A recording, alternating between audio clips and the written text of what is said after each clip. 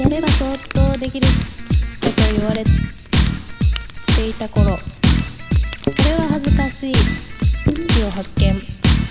お友達が理想の結婚相手を聞いている。小学校の交番にみんな優しい人とか身長の高い人とか、なるほどおませなことを書いていたが、ここに私は骨の強い人と書いているではないか。いじめられて当然の回答だ。お話にならない。しかも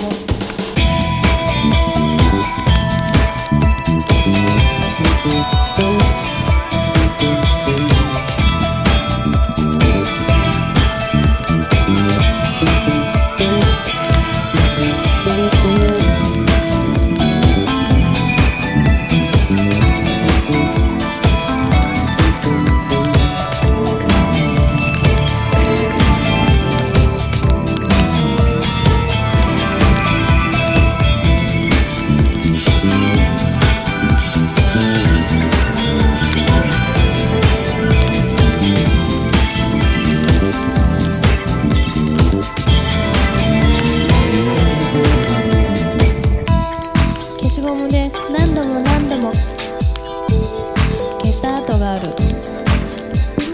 悩みに悩んだ結果が骨の強い人だったのか。しかも消え残っている。明らかにキリンと書いてある。見間違えようがない。やれば想像できる。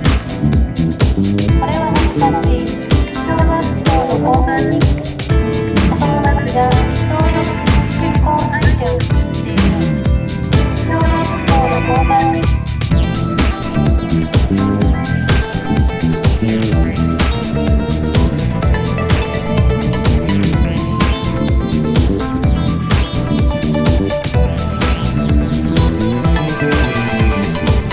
交換日記はさらに続いている。ありがたいお友達だ。私の当番の日、里芋林脈から迷い犬と想定が保健所に連れて行かれました。かわいそうです。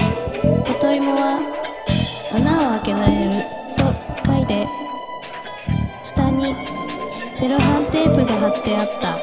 見ると犬らしい毛が張り付いていた。そこに矢印がしてあって、忘れ物と書いてあった。自分が恐ろしいと思った。そこで日記が終わっている。